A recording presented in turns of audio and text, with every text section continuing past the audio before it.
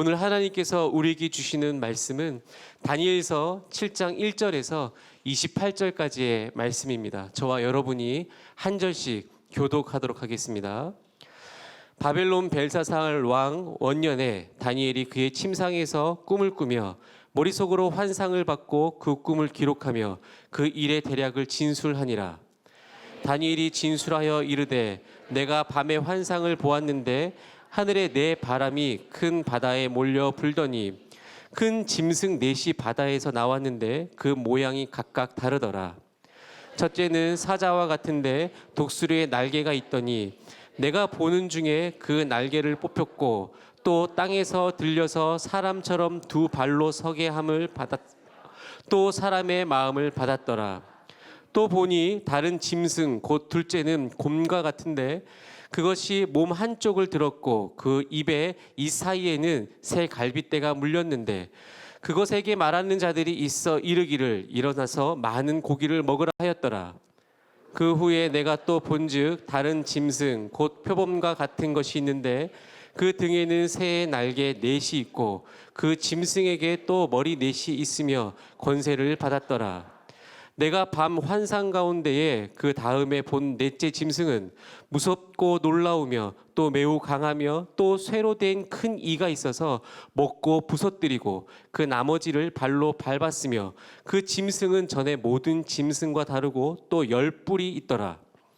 내가 그 뿔을 유심히 보는 중에 다른 작은 뿔이 그 사이에서 나더니 첫 번째 뿔 중에 셋이 그 앞에서 뿌리까지 뽑혔으며 이 작은 뿔에는 사람의 눈 같은 눈들이 있고 또 입이 있어 큰 말을 하였더라.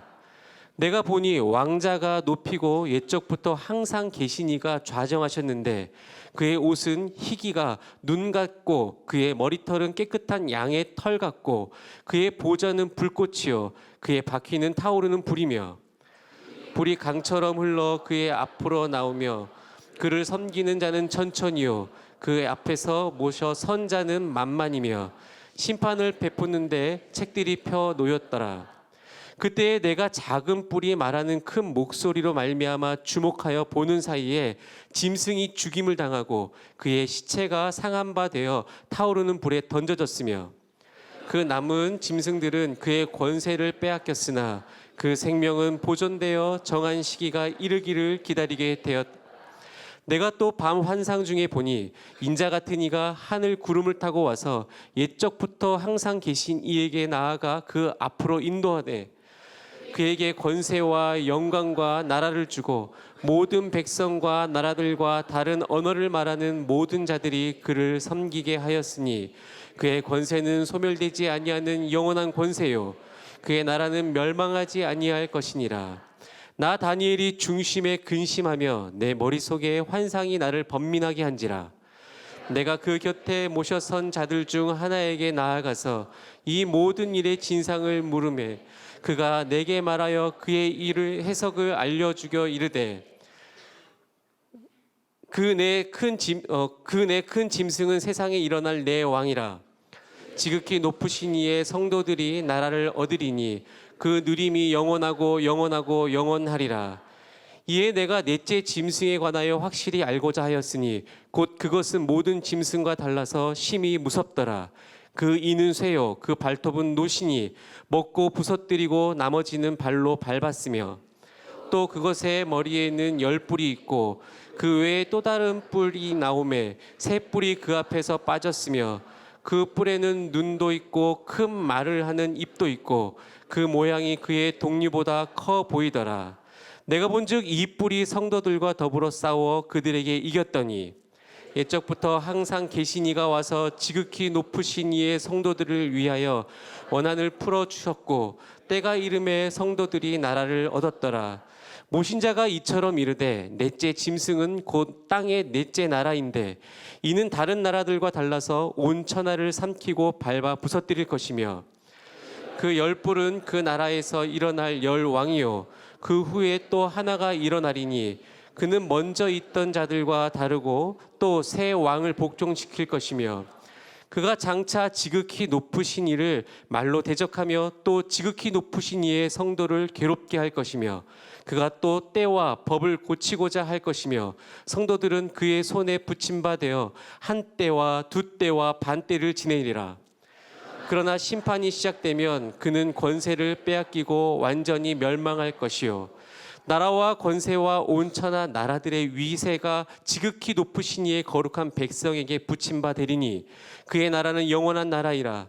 모든 권세 있는 자들이 다 그를 섬기며 복종하리라.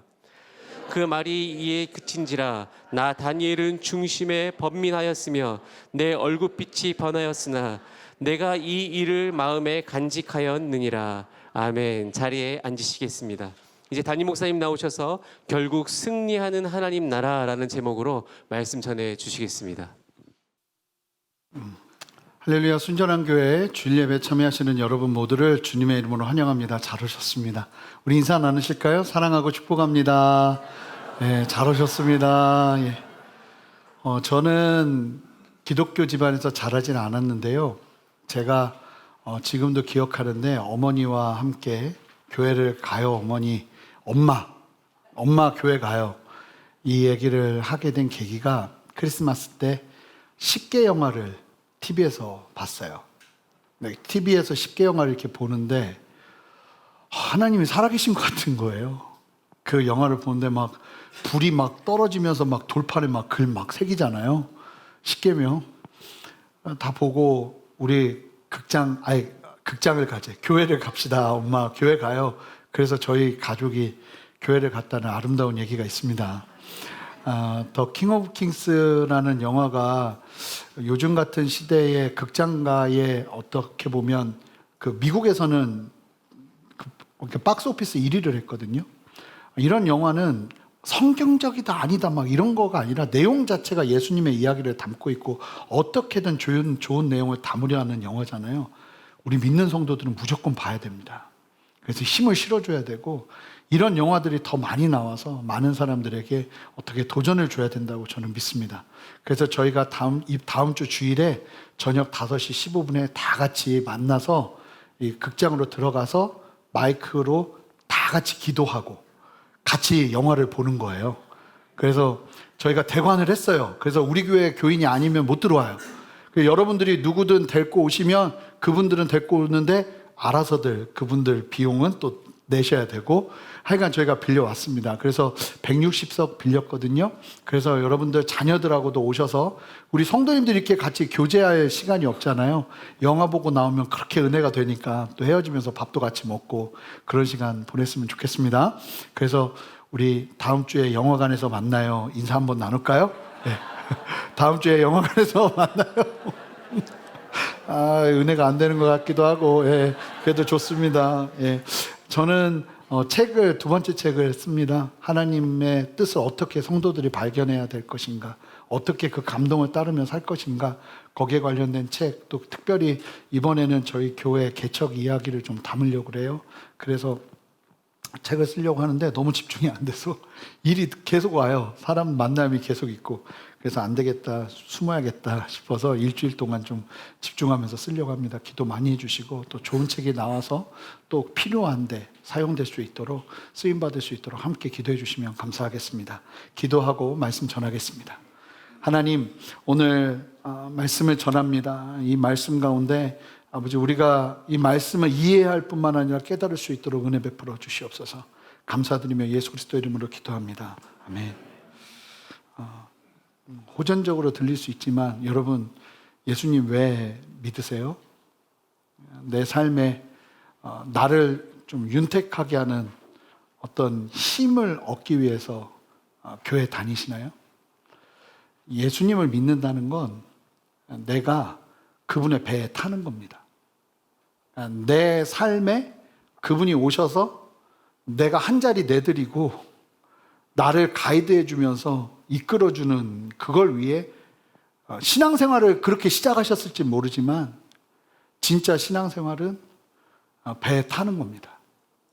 배에 타서 보니까 내가 생각한 것과도 다르고 내 생각과 내가 알았던 것과도 다른 하나님의 나라의 원리가 그 배에서 막 나눠지고 방향성이 보이기 시작하고 그걸 보는 겁니다.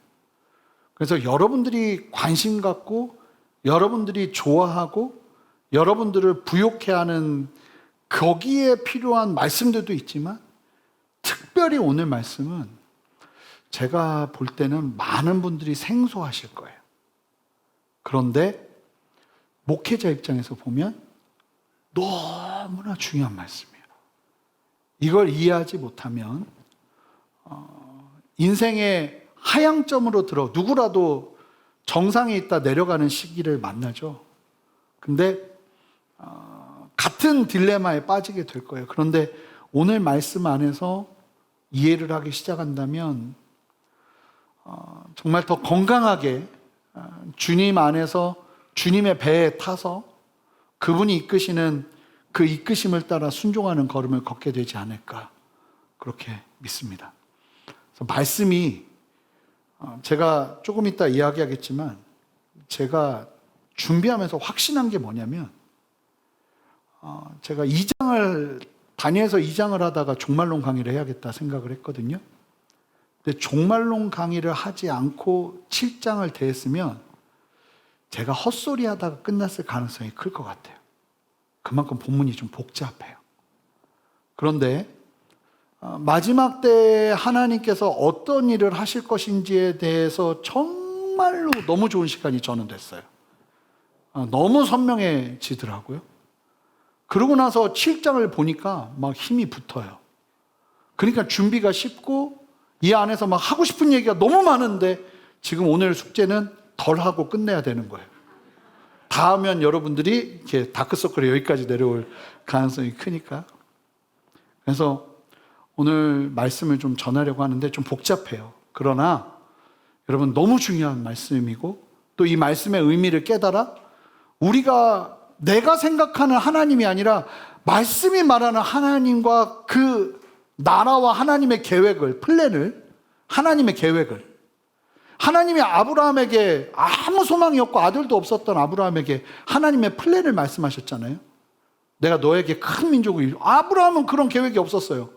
근데 하나님의 플랜을 말씀하셨잖아요. 계획을. 그러니까 그 계획 속으로 들어가서 그 계획을 함께 보기 시작하는 거죠. 우리의 신앙도 우리는 사실은 관심이 없어요. 거기에 뭐 세상이 어떻게 돌아가든 그런 거 관심 없었는데 하나님이 오늘 말씀을 통해서 분명한 플랜을, 앞으로의 계획을, 세상을 어떻게 이끌지에 대한 계획을 분명하게 말씀하신단 말이에요.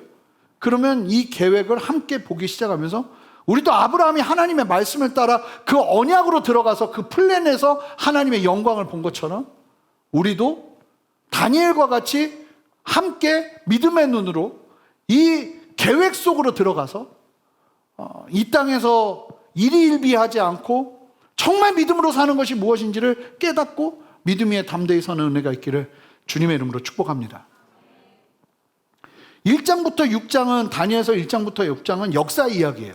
그래서 3인칭으로 이야기가 됩니다. 다니엘 이야기지만 다니엘이 직접 말하지 않아요. 마치 옆에서 누군가가 보는 것처럼 다니엘의 이야기를 자세하게 설명해 줍니다. 그런데 이 12장까지 돼 있거든요. 다니엘서가 7장부터 12장은 전혀 다른 내용들이에요. 환상과 계시가 담겨 있어요. 정확하게 다니엘이 4번의 환상을 보게 되는데 그 환상에 대한 계시, 환상의 의미를 설명해 주는 예수님의 말씀, 하나님의 그 말씀이 환상의 내용과 함께 섞여서 담기는 게 7장부터 12장까지 나와요. 그런데 많은 사람들이 다니엘서 하면은 뭘 기억하냐면 1장부터 6장을 기억합니다. 여러분 다니엘서 하면 사자굴, 야채 먹고 힘낸 사람들, 이런 식이잖아요. 글 막 해석하고 그러면서 총리가 되는 이야기, 여기에 관심이 있단 말이에요. 그런데 많은 신학자들과 특별히 이 다니엘서 주석으로 굉장히 유명한 노만 포티어스라는 사람이 있어요. 놀만 포티어스라는 사람인데 이 사람이 7장을 뭐라고 말하냐면요. 이 7장부터 환상과 계시가 나오거든요. 이 7장을 이렇게 설명해요. 다니엘서의 심장부다. 사실은 전체적으로 본다면 다니엘서에서 진짜 이야기의 시작은 7장에서 들어가요. 우리는 너무 어려워서 잘 읽지 않지만 7장에서 그 중요한 이야기가 나오는 이유가 있어요. 6장까지는 너무나 드라마틱하잖아요. 하나님의 막 살아계심이 보이지 않습니까? 채식만 했는데도 육식으로 있던 그 바벨론의 그 궁정의 그 사람이 되기 위해서 훈련하는 다른 사람들보다 더 건강한 몸과 마음을 소유하게 되고, 아는 것처럼 막 사자굴 사건, 풀무불 사건, 이런 사건을 통해서 정말 하나님의 살아계심과 역사를 주관하는 하나님의 손길, 그리고 왕들이 막 하나님을 인정하는 이야기들, 이런 이야기를 보면서 우리의 마음이 막 고무되죠. 하나님은 정말 살아계십니다. 막 이런 고백이 나오게 되죠. 여러분 그러지 않으셨어요? 그러셨죠? 닫힌 질문, 예밖에는 할 말이 없어요. 그래도 뭐 예라고 하셔야죠. 하나님의 그 살아계심이 막 우리 안에 막 믿어지는 상태에서 이제 7장이 들어가는 거예요. 다니엘의 세 친구를 풀무불에서 살리신 하나님 믿으십니까? 다니엘을 사자굴에서 살리신 하나님 믿으십니까? 이제 그 하나님이라면 이 땅의 마지막에 대해서 말씀하실 하나님일 수 있겠다는 믿음이 우리 안에 일어나는 거예요. 그리고 그 일을 하나님께서 7장에서 하시기 시작해요. 놀라운 것은 이 7장의 내용을 기반으로 해서 8장, 9장, 10장, 11장, 12장이 펼쳐집니다. 그러니까 이게 핵심이에요. 사실은 오늘 말씀에서 이 세상이 어떻게 맞춰질 것인지가 다 나와요. 작은 요한계시록은 오늘 7장이에요. 이 내용이 요한계시록에서 펼쳐집니다. 함께 볼 텐데 본문 1절을 여러분의 목소리로 읽어주시기 바랍니다. 함께 읽겠습니다. 시작.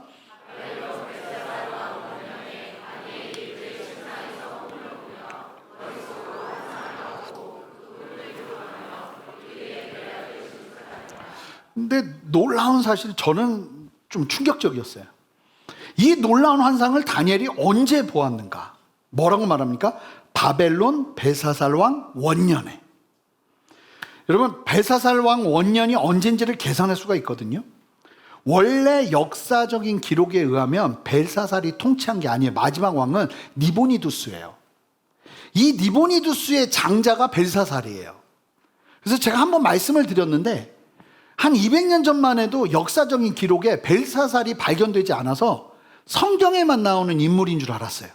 그런데 놀랍게 유물이 발견되기 시작하는데 벨사살에 대한 기록이 있는 거예요. 이 니보니두스는요, 왕을 하다가 이게 부담스럽고 힘들었나 봐요. 바로 아들에게 넘겨줍니다. 그래서 실제로 니보니두스의 운문연대기라는 이 기록이 있거든요. 문서 기록이 있는데 그 기록에서 이렇게 진술을 해요. 제가 그대로 읽어볼게요.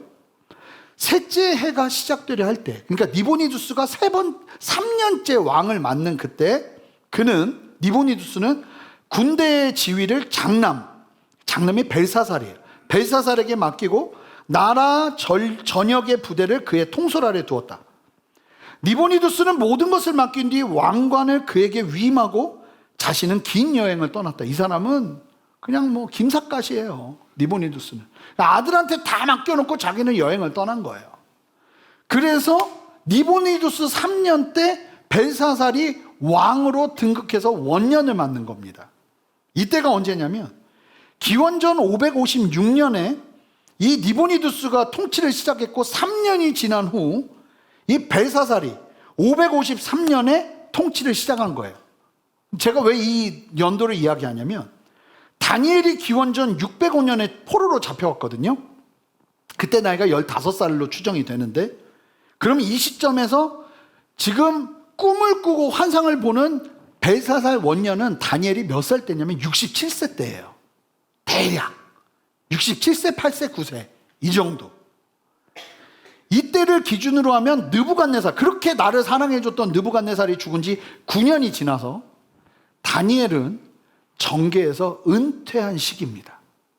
쉽게 말하면 높은 정점에 올랐다가 내리막길로 막 내려가고 있는 때예요.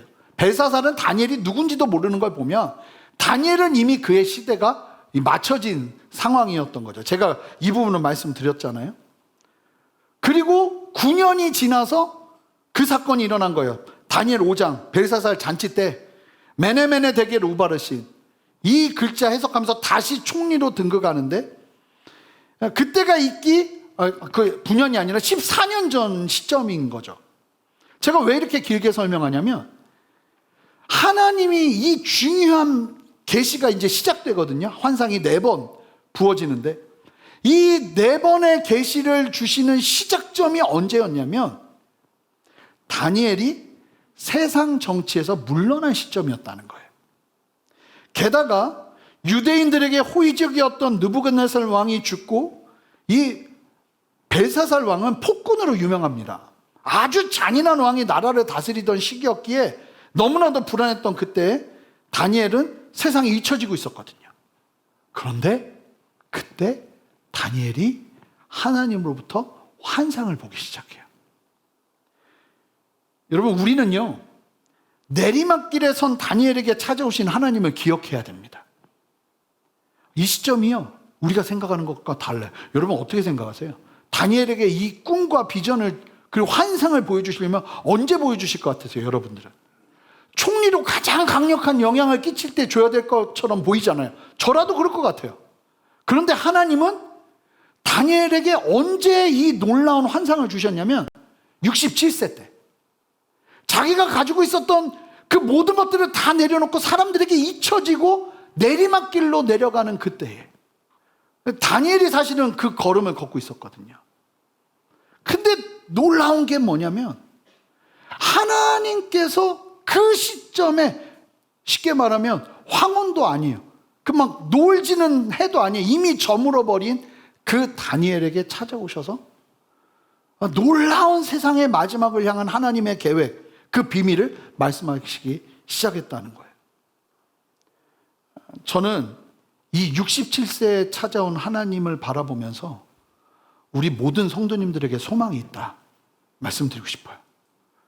우리 60대 이상의 성도님들은 크게 아멘 해볼까요? 아멘입니다. 또 아멘하기 싫으시죠? 난 60대인 걸 드러내고 싶지 않아요. 네, 이해합니다. 죄송합니다. 하여간 저 옛날에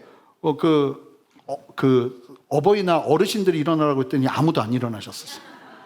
그 순간 어르신 되고 싶지 않은 거죠. 그래서 모든 어머님 예전교회에서 일어나시라고 해가지고 일어났던 기억이 있어요. 하여간 네. 근데 중요한 게 뭐냐면 67세에 찾아오셔서 놀라운 비전과 말씀을 하시기 시작했다는 거예요. 소망이 있다는 거예요. 세상에서 잊혀질지 몰라도 영적으로는 더 탁월해지기 시작하는 거예요. 사실은 또 그것도 맞아요. 왜 하나님이 그때 다니엘에게 말씀하시겠어요? 다니엘이 그걸 받아낼 수 있는 많은 시간들과 연륜 속에서 그걸 받아들일 수 있는 준비가 되어 있었던 거예요. 하나님이 보시기에 다니엘이 지금 어떤 능력을 가지고 있냐, 어떤 힘을 가지고 있냐 아니라는 거예요. 하나님이 보시기에 얼마나 신실한가만 분명하다면 그 자리가 내리막길이라 해도 하나님은 말씀하시는 줄 믿습니다. 하나님은 소망을 주시는 줄 믿습니다. 환상을 주시는 줄 믿습니다. 계시하시는 줄 믿습니다. 그러면 다니엘이 본 환상이 무엇이었는가? 2절 3절을 보세요. 함께 보시면 다니엘이 진술하여 이르되 내가 밤에 환상을 보네. 밤에 기도하고 있었다는 거죠. 밤에 환상을 보기 시작하는데 하늘에 바람의 종류가 네 바람이 크게 불면서 큰 바다로 몰려 불기 시작하는데 이 바다가 우리가 사는 세상을 말하는 거예요. 큰 짐승 넷이 바다에서 나오는데 모양이 각각 달라요. 그 큰 짐승 넷이 이제 나오기 시작하는 환상인데 이제 4절에서 8절까지가 그 짐승이 어떤 짐승인지를 설명을 하는데 첫 번째 짐승은 4절에서 나오는데 독수리의 날개를 가진 사자예요. 근데 갑자기 그 사자를 보는데 날개가 뽑혀요. 힘이 쇠퇴한다는 거죠. 그런데 또 그 사자가 사람의 마음을 받는 거예요. 다니엘은 알았어요. 이건 느부갓네살이구나. 바벨론을 상징하는 거예요. 느부갓네살이 왜 처참하게 무너졌다 다시 겸손하게 회복됐잖아요. 그러면서 이 첫 번째 짐승이 말하는 게 바벨론 제국임을 다니엘은 압니다. 이미 아시잖아요. 다니엘서 2장에서 느부갓네살이 봤던 그 동상, 그 환상 아시죠? 머리와 가슴과 이 골반과 다리 쪽이 다른 재질로 되어 있는 그 동상이 이 하늘에서부터 오는 돌에 의해 깨져서 그 돌이 남아서 온 세계를 덮고 그 돌이 다스리는 그 환상과 굉장히 유사한 환상인 거죠. 내 짐승이 나오니까요. 두 번째 짐승이 보이는데 이 첫 번째 짐승도 영원하지 않아요. 그게 또 다른 바람이 불면서 두 번째 짐승이 나오는데 5절에 보니까 이건 곰이에요. 이 곰은 무엇을 상징하겠어요? 우리가 말씀드렸겠지만 충분히 예상하는 건 메대와 바사를 상징하는 거예요. 근데 이때는 메대와 바사가 이렇게 강력할 거라는 걸 다니엘도 모를 때예요. 그런데 이 환상에서 보는데 곰이 한쪽이 높아요. 뭘 말하겠어요? 메대와 바사 중에 바사가 메대를 먹잖아요. 통치한단 말이에요. 그러니까 메대가 바사에 의해서 다스림을 받게 되고 바사가 크게 될 것임을 보여주고 있는 환상인 거예요. 그리고 곰의 이 사이에 갈비뼈 큰 거를 세 대를 물고 있어요. 이 곰이. 이거는 다른 게 아니라 페르시아가 앞으로 정복하게 될 나라를 말해주고 있는 거예요. 이 페르시아는 크게 서방과 동방과 남방의 강력한 나라들을 통치합니다. 이 서방에 있는 나라는 리디아라는 곳이었고요. 제국이었고, 동방의 제국은 바벨론이었어요. 남방의 제국은 어딜까요? 애굽, 이집트였습니다. 이 세 제국을 페르시아가 통합을 해요. 하나님이 보여주신 거예요. 그러니까 말씀이 기가 막히죠.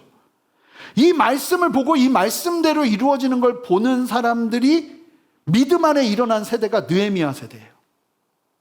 에스더와 그 세대들이 일어나는 거예요. 믿음을 가지고.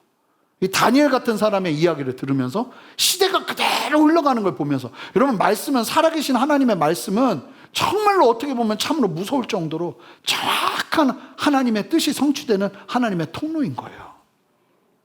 세 번째 짐승이 또 보여요. 이게 두 번째 짐승이 영원하지 않아요. 세 번째 짐승이 보이는데 이 짐승은 특별히 표범인데 날개가 넷이나 있어요. 4개의 날개가 있어요. 그리고 머리가 4개인 거예요. 보니까 이게 무엇을 상징하겠어요? 헬라 제국이요. 알렉산더 대왕이에요. 날개가 4이 있다는 건 굉장히 빠르다는 걸 의미하잖아요. 헬라 제국이 제국을 만들고 나라들을 점령하는데 그만큼 빠르게 점령했던 역사가 없어요. 헬라 제국 같은 나라가. 그러니까 말씀 그대로 보여지는 거죠. 4개의 날개가 아주 빠른 정복 기간을 의미하는 거예요. 그리고 머리가 4개예요. 뭘 상징하겠어요? 알렉산더 대왕이 죽고 나서 어떤 일이 벌어지죠? 그의 부하 4명이 나라를 나눕니다. 그러니까 머리가 4개인 게 그대로 보여지는 거예요. 그런데도 그 표범이 영원하지 않아요. 네 번째 짐승이 나오는데 이건 본 적이 없는 짐승이에요. 근데 7절에서 8절에서 뭐라고 설명하냐면 무섭고 놀랍고 매우 강한 짐승이다, 이렇게 이야기를 해요. 근데 이빨을 보니까 너무 이게 막 끔찍해 보이는 거예요.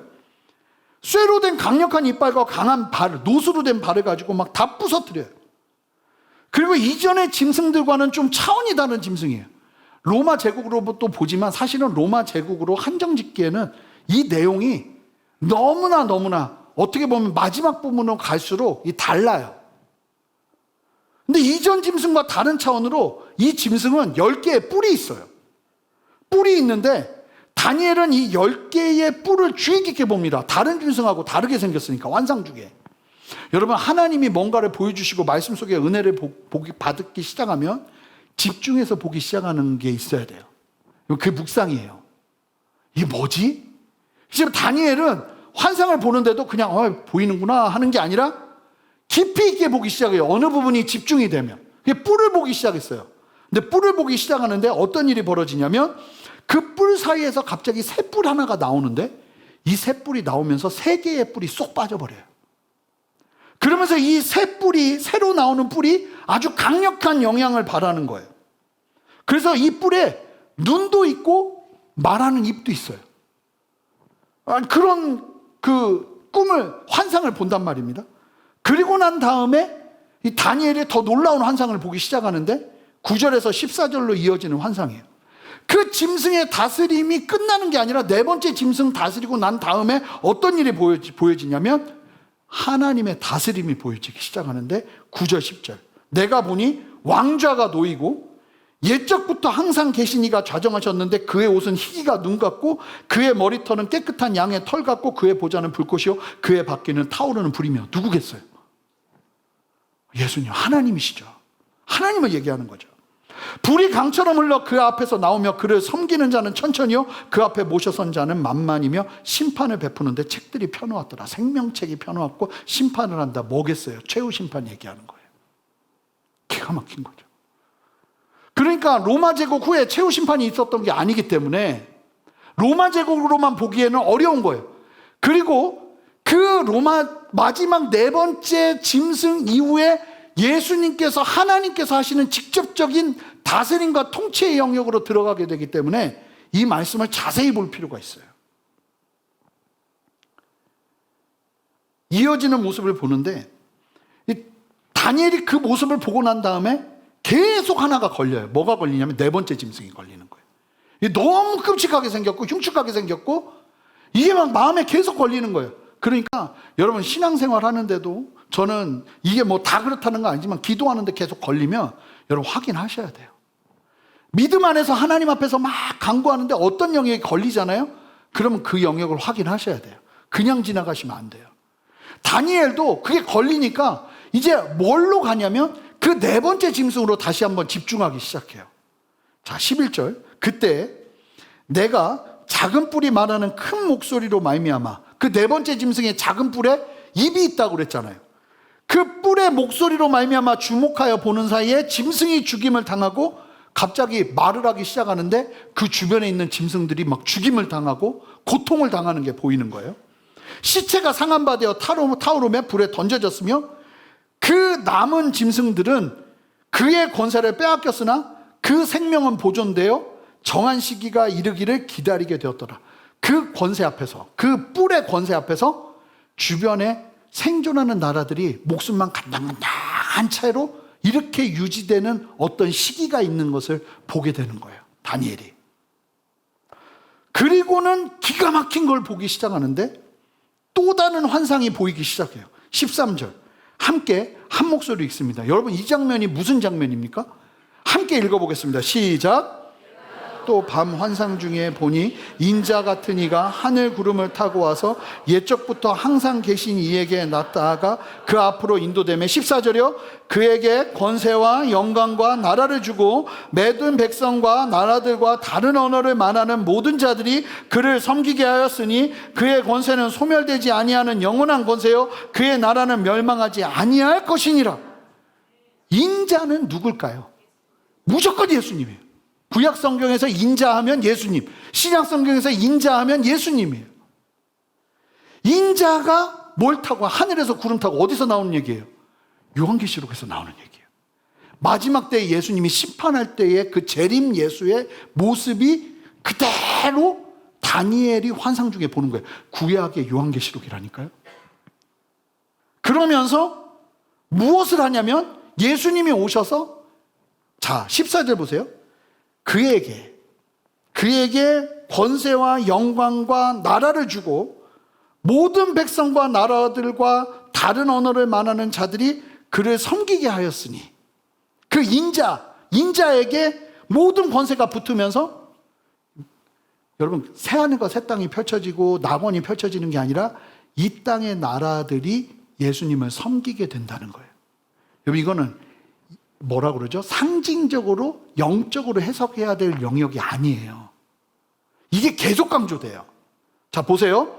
모든 나라를 주고 백성과 나라들과 다른 언어를 말하는 모든 자들이 그를 섬기게 하였으니 그의 권세가 소멸되지 아니하는 영원한 권세요. 자, 이 권세는 소멸되지 않아요. 그의 나라는 멸망하지 아니할 것이요. 그러니까 무슨 얘기를 하냐면 작은 뿔이 튀어나와서 수많은 주의 백성들을 괴롭히고 고통스럽게 하는 것들이 지나고 난 다음에 인자가 내려와서 심판을 하고 그 인자가 내려와서 그 세력을 무찌르고 그리고 뭘 한다는 거예요? 주의 백성들과 함께 다스리는 실제적인 다스림을 이 땅의 권세들이 경험하게 된다는 거예요. 자, 이쯤 되면 죄송해요. 종말론을 들으신 분들은 무슨 얘기인지 아실 거예요. 이게 무슨 얘기인지. 이러자 환상을 대하자 다니엘이 너무 심란한 거예요. 왜냐하면 이 네 번째 짐승의 뿔에서 나와서 하는 행동이 너무 걸리는 거예요. 막 다니엘이 심란합니다. 그러자 다니엘이 환상 중에 천사에게 뜻을 묻습니다. 자, 16절 보세요. 내가 그 곁에서 모셔선 자들 중에 하나에게 나아가서 이 모든 일의 진상을 물으며, 여러분 가만히 있으면 아무도 대답해 주지 않아요. 여러분 신앙생활 하다가 궁금한 거 있잖아요. 여러분 기도하면서 하나님께 물으셔야 돼요. 목회자에게 물으셔야 돼요. 그래야 대답을 듣습니다. 하나님이요, 다니엘에게 환상을 막 보여주시잖아요. 그리고 설명을 안 해주세요. 묻지 않으면. 물으니까 설명해줘요. 좀 이따 또 물어요. 그때 또 설명해줘요. 반드시 물으셔야 돼요. 여러분 저도 목마른 게 있으면요, 물었어요. 답을 찾을 때까지. 왜 하나님은 예배드리다 사람들 죽이셨을까, 구약에? 그 얘기를 아무도 안 해주더라고요. 계속 묻는데 하나님이 저에게 책을 통해서, 여러 상황을 통해서 이해하게 하시더라고요. 그리고는 제가 저 나름대로 정리하게 되더라고요. 하나님이 그렇게 하시는 거예요. 여러분 목마름이 있으셔야 돼요. 아멘입니까? 예, 그 마음 가지고 볼 텐데, 이제 하나님께서 천사를 통해서 다니엘에게 그 환상의 의미를 가르쳐 주시는데 17절 보세요. 그 내 짐승은 세상에 일어날 왕이라고 얘기하세요. 내 짐승은 제국들, 바벨론, 메데, 바사, 헬라, 로마로부터 시작되는 세상의 권세의 끝, 마지막, 이제 보게 되겠지만 적그리스도를 통해서 나타나게 되는 그 모든 마지막의 모습까지. 이어지는 천사의 말은 18절, 지극히 높으신 이의 성도들이, 여러분 여기서 말하는 성도는 누굴까요? 이스라엘이에요. 다니엘에게 있어서 그 당시에 성도는 이스라엘 외에는 없어요. 지금 우리는 신약시대를 사니까 이스라엘에 접붙임받는 우리가 이스라엘의 그 귀한 영적인 유산을 같이 나누게 되었지만, 그때는 이스라엘인 거예요. 그러면은 다니엘은 딱 보면 알게 되는 거예요. 뭐라고 말하는 거예요? 지극히 높으신 이의 성도들이, 이스라엘이 나라를 얻으리니, 이 땅에서요, 그 누림이 영원하고 영원하고 영원하리라. 세상에 강력한 나라들이 등장하고 강력한 권세자들이 등장하지만 결국에는 성도들이, 이스라엘이 나라를 얻을 것임을 천사가 말하는 거예요. 다니엘이 당시에 듣고 이해하는 성도들은 이스라엘인 걸 아는 거예요. 그래서 여러분 실제로 이런 말씀을 문자적으로 해석하던 사람들은 이스라엘이 나라를 실제로 건국하게 됐을 때 기절한 거예요. 2000년 만에 나라를 다시, 아니 영토가 없던 민족이 2000년이 지났는데 민족성을 잃지 않고 나라를 재건했다. 그렇다고 이게 종말을 말하는 거라고 말하기는 힘들지만 이게 굉장한 격려가 된 거예요. 그렇게 천사의 해석을 듣던 다니엘이 환상 중에 한 가지가 계속 걸려요. 뭐가 걸리겠어요? 아까 말씀드린 것처럼 네 번째 짐승이요. 그래서 자세히 묻습니다. 19절 20절 보세요.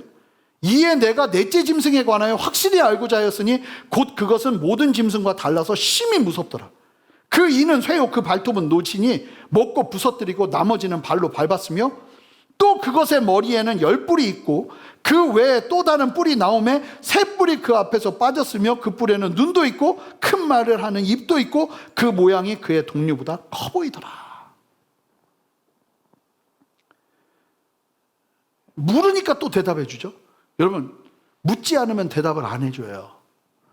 저도 설교를 준비하면서 제일 많이 하는 게 묻는 거예요. 하나님, 이게 무슨 의미예요? 제가 기도하다가도 그 의미가 발견이 안 되면 제가 뭐 한다고 사우나 가요. 뜨거운 물에서 하나님 뭐예요? 그러면 또 보여주시기도 하고, 아니면 막 자다가 일어나서 막 보이기도 하고, 그러면서 말씀 준비하거든요. 물으셔야 돼요. 물으셔야 그 다음 답이 나오는 거예요. 여러분 말씀은 목마름과 궁금함으로 가는 거예요. 왜 여기서 이렇게 말씀하셨지? 왜 향유값을 깨뜨린 여인을 복음이 증거되는 곳마다 다 증거되라고 하지? 맨 처음에 그러면 한 3천만 원을 헌신해야 그 정도의 영광을 얻는 건가? 막 이런 생각 한단 말이에요. 아니잖아요. 궁금해하면 하나님이 답을 주세요. 근데 다시 본문으로 가서 넷째 짐승을 확실하게 알고 싶어 했어요. 왜냐하면 환상에서 본 넷째 짐승이 다른 짐승하고 너무 다른 거예요. 그런데 다니엘이 주목하여 넷째 짐승의 특별히 새로운 뿔을 바라보기 시작하니까, 자 21절 보세요. 내가 본즉 이 뿔이 성도들과 더불어 싸워 그들을 이기더래요. 이스라엘 그리고 우리 교회를 이기는 거예요. 쉽게 말하면. 그래서 다 지는 거예요. 믿는 자들이. 22절 보시면 옛적부터, 그런데 이거 어떻게 해결하냐면 옛적부터 항상 계신 이 인자 예수님께서 다시 오셔서 지극히 높으신 이의 성도들을 위하여 원한을 풀어주셨고 때가 이르매 성도들이 뭘 얻었대요? 나라를 얻더래요. 구약시대는 메시아가 두 번 올 거에 대한 이해가 없었어요. 그래서 하나님이 예수님의 초림과 재림을 같이 예언해 주셨어요. 근데 이 사람들은 설마 메시아가 세상에 두 번 오겠어? 하는 생각 자체를 못한 거예요. 근데 예수님께서 2000년 전에 오셔서 하셔야 될 일이 있고 영적인 문제를 해결하시고 이제 주님의 그때는 아무도 모르죠. 주님이 다시 재림하셔서 오셔서 하셔야 될 일이 따로 있어요. 근데 재림하셔서 오셔야 될 그 일은 물리적인 통치예요. 세상을 심판하고 우리가 세상을 이겼다, 원수 마귀를 이겼다 하지만 여러분 진짜 이겼습니까?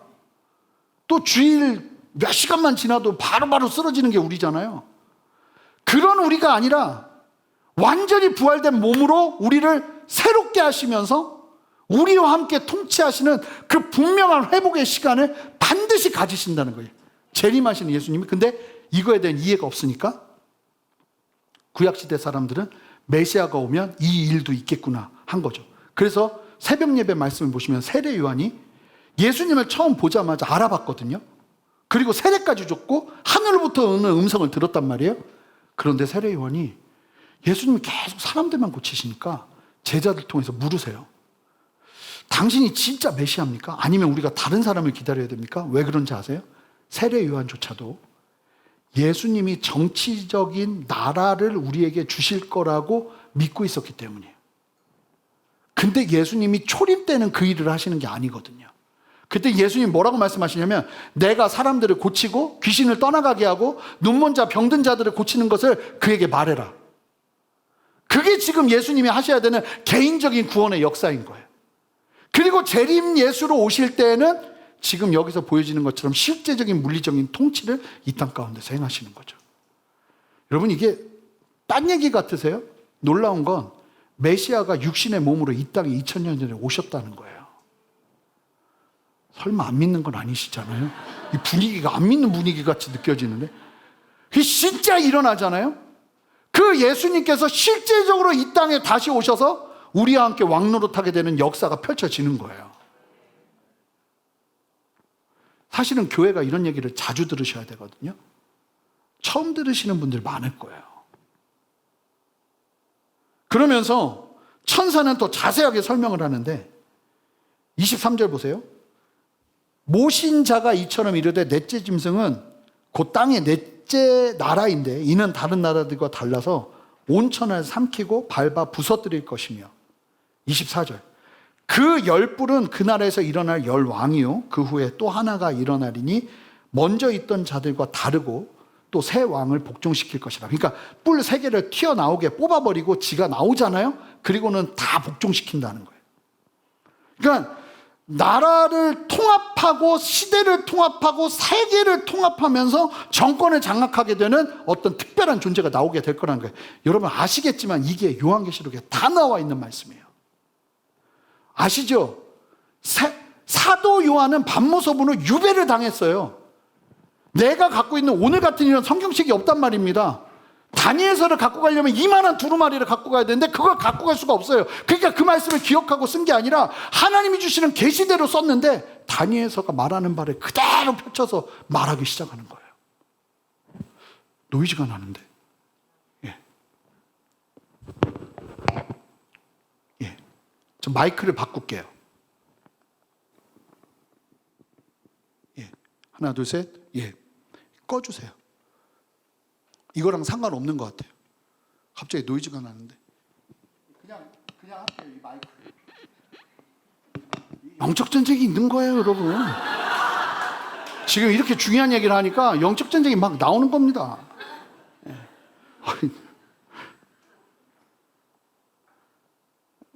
근데 새 왕을 복종시키고 이 뿔이 뭘 할 건가?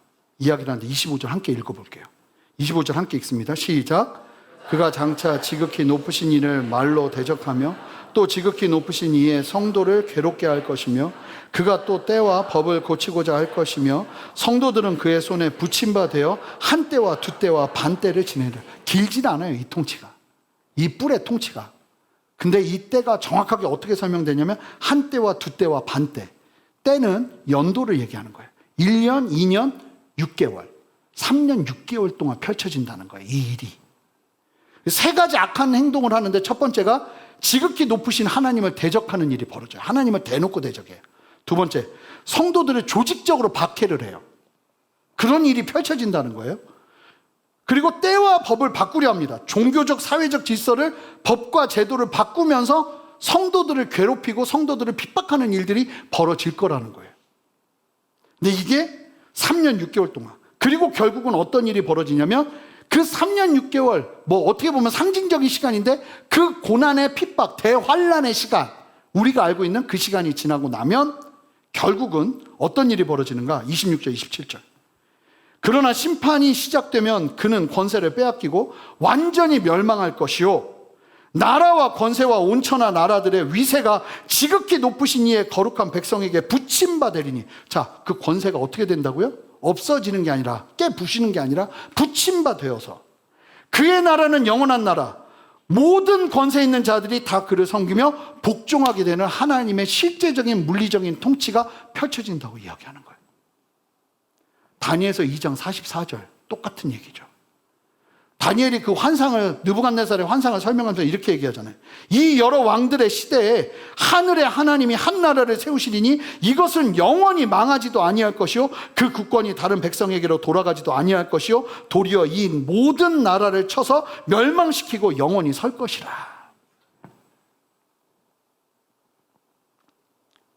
아무리 봐도 저는 이걸 로마 제국으로 영적인 어떤 의미로만 해석하기에는 무리가 있어요. 그리고 다니엘서 7장의 환상과 해석의 내용이 그대로 요한계시록에 펼쳐집니다. 제가 말씀드렸잖아요. 사도 요한이 다니엘서에 대한 막 이해를 가지고 막 작정하고 쓴 게 아니라는, 사도 요한이 반모섬에 있을 때 성령께서 나타나셔서 보여주시고 가르쳐 주신 것들을 적기 시작했어요. 근데 요한계시록 13장을 보시면 뿔이 열이고 머리가 7인 짐승이 예언되는데 적그리스도예요. 이 짐승이 하나님을 비방하고 뭘 할 거라고 얘기하냐면 똑같아요. 성도들을 핍박하고 성도들과 싸워 이기며 권세를 드러내는데 말씀을 보세요. 요한계시록 13장 5절 함께 읽어볼까요? 함께 읽습니다. 시작. 또 짐승이 과장되고 신성 모독하는 말하는 입을 받고 또 42달 동안 일할 권세를. 42달이 몇 년이에요? 3년 6개월이요. 그러니까 기간도 정확해요. 3년 6개월. 대환란의 시기가 펼쳐지는 거예요. 그렇다면 이 작은 뿔에서 나온 권세, 성도를 장시간 이기는 권세가 누구인지를 말하는데 요한계시록에 따르면 666 표를 주는 적그리스도예요. 이 작은 뿔이 나오는 과정도 요한계시록 17장 12절 13절과 너무 유사해요. 그리고 이 적그리스도를 하나님께서 심판하실 것임이 요한계시록 19장 20절에 설명되고 예수님이 재림하시면, 자, 말했잖아요. 구름 타고 예수님이 오시면 다니엘이 봤잖아요. 그러면 예수님이 뭘 하시는가? 나라를 주신다고 그랬잖아요. 하나님의 성도들에게, 이스라엘과 예수 그리스도를 믿는 우리들에게. 자, 요한계시록 20장 4절 말씀을 한 목소리 읽겠습니다. 이거를 의역으로만 해석하기에는 문제가 있어요. 자, 요한계시록 20장 4절 한 목소리로 읽습니다. 시작. 또 내가 보좌들을 보니 거기에 앉은 자들이 있어 심판하는 권세를 받았더라. 또 내가 보니 예수를 증언함과 하나님의 말씀 때문에 목배임을 당한 자들의 영혼들. 이 사람들은 누구냐면 극심한 그 뿔에 그 적그리스도의 핍박 때 순교당했던 사람들이 얘기하는 거예요. 목배임을 당한 자들의 영혼들과 함께 읽습니다. 또 짐승과 그의 우상에게 경배하지 아니하고 그들의 이마와 손에 그의 표를 받지 아니한 자들이 살아서 그리스도와 더불어 1000년 동안 왕노릇하리니. 이게 영적일 수도 있고 아닐 수도 있고 사실은 그게 중요한 게 아니라 다니엘서에서 말씀하신 말씀이 그대로 요한계시록에 담겨 있는 거예요. 세상의 마지막에 있게 될 종말의 모습이요. 예수 그리스도와 성도들이 이 땅에서 통치하게 되는, 그게 뭐 이 땅이 있지 새하늘과 새 땅이 있지 사실은 뭐 모른다 쳐도, 어떻게 해석하느냐에 따라서 다르다 쳐도, 근데 저는 이 말씀을 보면서 분명히 확신하는 건 뭐냐면 이스라엘이라는 나라도 중요해요. 여기 회복돼야 돼요. 나중에 많이 돌아올 거예요. 그리고 우리도 하나님 안에서 영적 이스라엘이에요. 이 함께, 그래서 우리가 이스라엘의 부흥과 이스라엘의 일어섬을 블레싱해야 돼요. 그때가 되면 주님 오실 날이 얼마 남지 않은 거니까. 근데 지금 아시겠지만 역대 가장 많은 그리스도인들로의 회심이 일어나고 있는 시기예요. 유대인들이. 자, 이제 말씀을 좀 정리할 텐데, 그렇다면 여러분, 이 말씀이 굉장히 충격적인 말씀이란 말이에요. 세상의 마지막까지. 근데 왜 하나님은 정계에 물러난 시점에 유대 백성들이 벨사살의 통치 아래서 미래에 대한 불안을 가지고 있을 시기에 이런 상황을, 이런 환상을 다니엘에게 왜 보여주셨을까요? 예루살렘이 바벨론에 의해서 이미 멸망당했어요. 이때는 유대인이 포로로 끌려와서 쉽게 말하면 나라가 없어진 거예요. 나라가 식민 통치를 받는 게 아니라 나라가 없어져 버렸어요. 이스라엘이. 그 극심한 고난의 순간에 왜 하나님은 다니엘과 유대인들에게 환상을 보여주시는가? 이 환상은 세 가지의 약속을 말씀하시는 거예요. 첫 번째, 이스라엘은 역사 속에서 계속 존재할 거다. 실제로 그 일이 일어나고 있고요. 말이 안 되는 거예요. 2000년 동안 나라가 없었던 민족이 다시 나라를 되찾는다고요? 이게 뭐 주님이 당장 오실 거다 이걸 말하는 거라고 보면 안 돼요. 그러나 중요한 건 뭐냐면 이스라엘은 계속 존재할 거라는 거예요. 이 굉장히 충격인 거예요. 나라를 빼앗겼거든요. 그런데 하나님 말씀하시는 거예요. 이스라엘은 사라지지 않을 거다.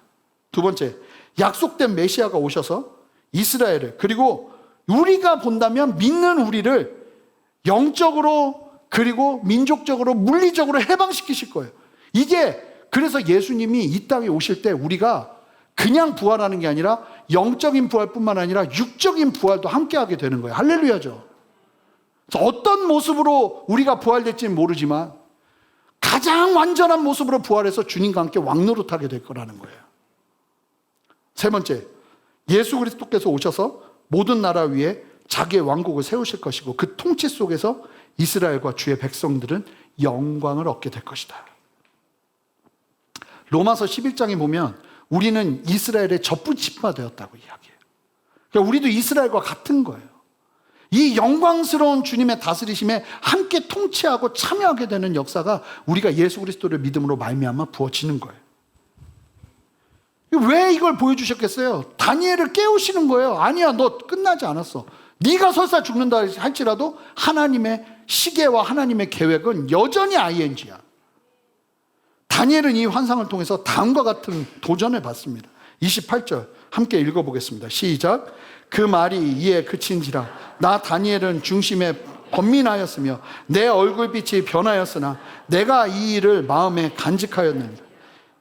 환상을 다니엘이 마음에 심기 시작하자 여러분, 다니엘이 벨사살 앞에서 그렇게 담대하고 사자굴에 들어가는 위협 속에서도 하나님 앞에 기도하는 믿음이 있었던 거예요. 이게 끝이 아니니까.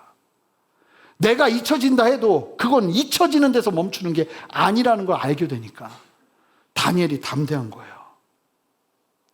저는 지난 다니엘서 2장 설교를 하다가 이게 성도님들과 종말론에 대해서 나누지 않으면 안 되겠다는 부담이 너무 많이 일어나더라고요. 왜냐하면 전 사실은 이 주님의 통치에 대한 약속, 왕국에 대한 약속은 그냥 영적인 의미로만 해석하고 있었던 사람이, 좀 솔직히 말하면 무천년주의자였다고 보면 될 거예요. 그런데 이 말씀을 대하다가 제가 너무나 분명하게 주님이 말씀하시니까 돌이 떨어지는데 그 돌이 세상을 뒤엎고 새로운 세계를 만드는 것이 아니라 그 돌이 세상에서 점점 산이 되어서 온 세상을 덮는 하나님의 통치, 그걸 이야기하니까 이 다른 차원의 얘기가 되는 거예요. 그래가지고 제가 5주 동안 종말론 강의를 한 70여 분의 성도님들과 함께 했단 말입니다. 여기 다 함께 하진 못하셨지만 제가 너무 놀란 게 뭐냐면 일단 한 번 강의했던 내용인데 거의 새롭게 공부를 다시 했어요. 책도 쓰고 해야 되는데 하나도 못했어요. 종말론 때문에. 그런데 그 공부를 하고 나누고 가르치고 하면서 하나님이 너무나 클리어하게 이 다니엘서와 요한계시록 말씀을 보게 하시는 거예요. 제가 사도행전 강의 마치고 나서 기도하는데 하나님 그 다음에 어떤 말씀을 나눠야 될까요? 계속 기도하는데 하나님이 진짜 이렇게 강력하게 주구장창 다니엘서 감동을 주시는데 제가 계속 미뤘어요. 왜냐하면 너무 어렵고 복잡해요. 지금 들으셔서 알잖아요. 근데 이거 했다가는 나 큰일 날 것 같은 거예요. 6장까지는 자신 있게 할 수 있어요. 근데 7장부터는 너무 어려운 거예요. 그런데요, 왜 하나님이 우리가 성전 이전을 앞에 두고 저는 한 10주나 12주 정도면 끝날 줄 알았는데 지금 벌써 14주 하고 있어요. 7장인데. 근데 왜 이렇게 깊게 다니엘서를 보게 하실까? 왜 우리로 하여금 이 세상 속에서 하나님이 무엇을 하실 것인지에 대한 그 분명한 시각을 갖게 하실까? 분명한 이유가 있다고 저는 믿어요. 여러분, 다니엘은요, 이 하나님의 플랜, 그 배를 타서 하나님의 플랜을 보고는 여기에 완전히 매료돼요. 그리고는 이 땅을 살아가는 그 삶의 걸음 속에서 하나님이 그리시는 그림을 함께 바라보며 좌절하고 낙심하지 않고 믿음으로 담대하게 믿음의 걸음을 걸어내기 시작하는 거예요. 다니엘이 본 환상의 실체를 직접 눈으로 볼 가능성의 시대를 우리는 살고 있어요. 여러분, 실제로 요한계시록에 말씀이 충분히 가능할 만한 시대를 우리는 지금 살고 있다고요. 그런 우리의 인생 속에 여러분 이 말씀대로라면 믿는 성도들에게는 큰 은혜도 있겠지만 많은 어려움과 핍박과 고난이 있을 거예요. 지금 우리나라의 기독교인이 몇 명인지 아세요? 긍정적으로 볼 때 600만이래요. 얼마나 많이 줄어든 건지 아세요? 10년 후에 300만 될 거라고 봐요. 예수 믿는 게 불편해지고 힘들어지는 시대가 올 수 있다는 거예요. 그런데 하나님은 다니엘 한 사람이면 충분해요. 이 한 사람에게 하나님의 계획과 비전을 심어주니까 또 다른 다니엘들이 나오기 시작하는 거죠. 사랑하는 성도 여러분, 우리는 주님이 언제 오실지는 모르지만 정말 주님 오실 길을 예배하는 세대를 살고 있습니다. 그런 우리 안에 여러분 이 다니엘서 강의를 통해서 분명한 믿음의 시각을 가졌으면 좋겠어요. 이 땅이 전부가 아니고 주님이 실제로 통치하고 다스리는 하나님의 나라를 이 땅에 구현하실 텐데 주님 다시 오시는 그때에 내가 주님과 함께 그 영광스러운 대열에 참여할 수 있도록 나의 믿음을 지키고 믿음 위에 담대히 서서 나아가는 은혜가 우리에게 있어야 될 줄 믿습니다. 기억하시기 바래요. 여러분 이 말씀의 핵심은 기억하라는 거예요. 지금 네가 후퇴의 길을 걷고 있고 퇴보의 길을 걷고 있고 잊혀지는 걸음을 걷고 있어도 하나님의 계획을 기억하라는 거예요. 그러면 거기에 소망이 있다는 거예요. 67세여도 70세여도 80세여도 하나님의 소망을 기억하고 있다면, 그 계획을 기억하고 있다면 우리에게는 소망이 있는 줄 믿습니다. 그 믿음이 함께 서시는 저와 여러분 되시기를 바랍니다. 우리 옆에 분에게 좀 고백할까요? 하나님의 말씀을 기억합시다. 다 같이 일어서시겠습니다. 우리 함께 이 찬양하면서 주님 앞에 나가길 원하는데요. 주 여호와는 광대하시도다. 이 찬양을 함께 고백하면서 주님 앞에 담대히 나아가기 원합니다. 함께 고백하겠습니다. 함께 고백합니다. 주 여호와는 여호와는 광대하시도다. 그 거룩한 하나님 성에서 그 거룩한 하나님 성에서 찬양할지어다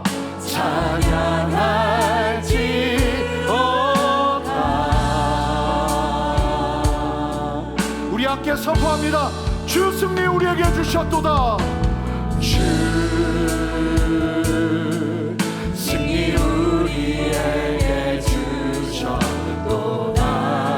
모든 원수 물리치셨네. 엎드려 절하세. 엎드려 절하세. 우리 주님의 승리를 함께 믿음의 눈으로 바라보며 고백합니다. 다 주의 크신 이름, 다 주의 크신 이름 높이며 우리에게 행하신 위대한 일 감사하세. 오 주의 신실하신 그 사랑, 온 땅과 하늘 위에 계셔 홀로 영원하신 이름. 우리 주님의 배에 타서 함께 믿음의 두 손을 들고 선포합시다. 다 주의 크신 이름 높이며 주의 백성들이여 함께 선포합시다. 우리에게 행하신 위대한 일 감사하세. 오 주의 신실하신 그 사랑, 온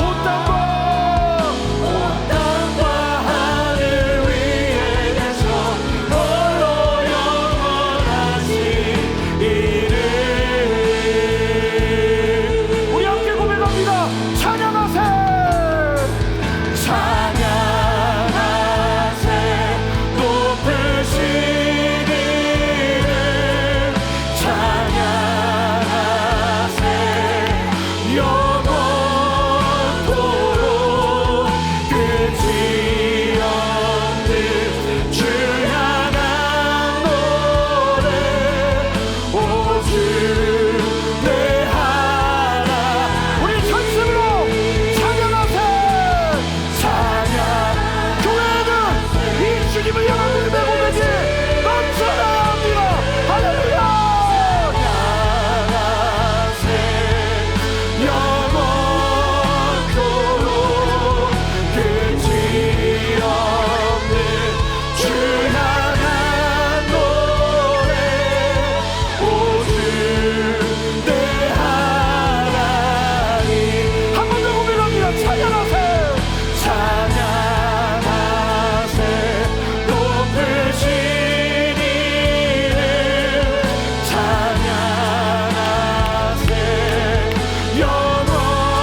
영원토록 끝이 없는 주 향한 노래. 오 주 내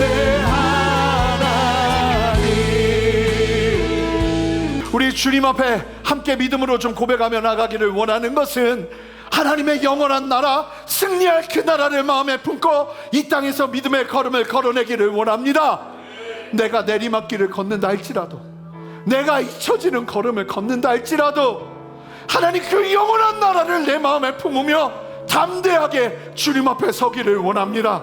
나에게도 주여 다니엘이 67세에 하나님의 그 놀라운 환상을 보기 시작했던 것처럼 나에게도 주님의 마음을 부어 주시옵소서. 영적인 목마름이 일어나게 하여 주시옵소서. 함께 두 손을 들고 주님의 이름 한번 간절히 부르며 기도합니다. 주여 할렐루야. 주님 우리 안에 역사하시는 주님의 이름을 높여드리고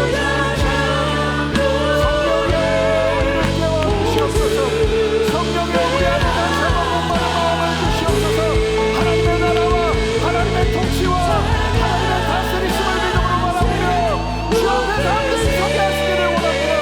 주여 역사하시옵소서. 주여 이끌어 주시옵소서.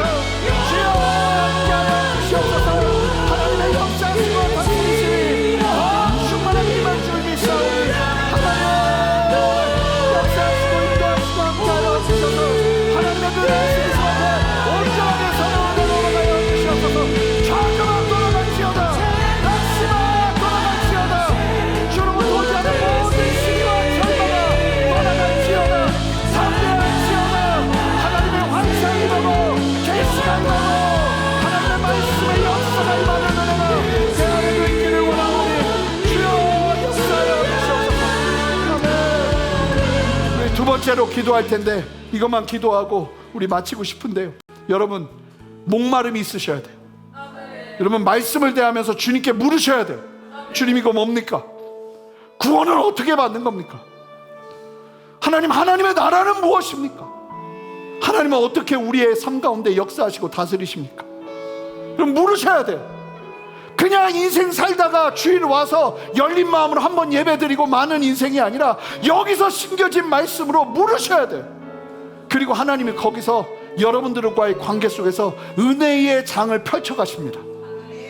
여러분, 그 목마름을 우리 함께 좀 사모하면서 기도하기를 원하는데, 하나님, 나에게 영적인 목마름을 더하여 주시옵소서. 가만히 신앙생활하지 않겠습니다. 영적으로 궁금한 것들을 물으며 하나님 앞에서 답을 찾으며 주님을 닮아가는 인생 살아가기를 원하오니, 하나님, 나를 변화시켜 주시옵소서. 나에게 말씀하여 주시옵소서. 한 번 더 주님의 이름 한번 부르며 기도합니다. 주여, 할렐루야. 역사하시는 주님을 찬양합니다. 할렐루야. 주님 다스리시는 주님을 찬양합니다. 하나님, 이 시간 역사하소서. 하나님의 마음과 아버지의 뜻을 나누어 주시옵소서. 이것다 생각하지 않게 하시고 하나님의 마음 가지고 믿음으로 담대히 서는 은혜를 살아가여 주시옵소서. 내리막길을 두려워하지 않게 하시고 하나님이 함께 하신다면, 하나님이 나와 함께 하신다면 이 믿음의 싸움에서 이겨내는 은혜를 허락하여 주시옵소서. 함께 하시는 주님을 찬양합니다. 지금 나에게 필요한 건 하나님의 계시입니다. 지금 나에게 필요한 건 아버지의 말씀하심입니다. 지금 나에게 필요한 건 아버지의 환상입니다. 아버지의 역사하심입니다. 주여, 역사하여 주셔서 알게 하시고 깨닫게 하여 주시옵소서. 어머는 신앙 안에 있게 하지 않게 하시고 아버지 앞에서 더 열린 마음으로 나아가는 은혜를 허락하여 주시옵소서. 새 이름에 나시는 주님을 찬양합니다. 하나님, 세상 가운데 다니엘을 높이시는 일은 15살부터 시작하셨지만 하나님의 나라의 비밀을 말씀하시는 일은 다니엘이 67세일 때부터 시작하셔서 품게 하시고 전하게 하시고 남기게 하시고 아버지, 그 믿음의 걸음을 걸어내게 하신 하나님의 그 놀라운 계획과 뜻을 다 이해하지 못해도 먼저 찬양하며 나가는 우리의 고백을 통해 주님 영광 받으실 뿐만 아니라 그 은혜의 역사를 우리에게도 허락하여 주시옵소서. 지금 내 눈앞에 바벨론이 이스라엘을 멸망시키는 것 같고, 내 눈앞에 하나님의 백성들은 힘이 없어서 세상 가운데 이리저리 휘둘리는 것 같고, 그렇게 보인다 할지라도 영원히 서게 될 하나님의 나라의 승리를 믿음으로 바라보며 믿음 잃지 아니하고 담대하게 이 땅 살아내는 참된 은혜가 있기를 원합니다. 하얀 길을 걷는 것처럼 보이는 그 끔찍한 걸음 속에서도 하나님의 나라의 승리를 바라보며 그곳에서도 여전히 나에게 말씀하시는 하나님의 그 살아계심을 경험하며 하나님의 환상과 계시를 경험하며 서는 다니엘처럼 우리도 모두 서게 하여 주셔서 세상이 꺾을 수 없는 사람, 세상이 담을 수 없는 사람, 세상을 담아내는 사람으로 우리 모두가 서게 하여 주시옵소서. 주여, 간절히 사모합니다. 우리의 눈을 열어주십시오. 간절히 사모합니다. 우리의 생각을 열어주십시오. 아버지의 진리로 새롭게 하여 주십시오. 이 땅에 어떠함으로 일일비하지 않게 하시고 하나님의 진리 아래 담대히 서는 은혜를 허락하여 주시옵소서. 우리에게 이 말씀으로 도전하시는 주님을 찬양하고 감사드리며 예수 그리스도 이름으로 기도합니다. 아멘. 우리 주님께 영광의 박수 올려드리겠습니다. 할렐루야.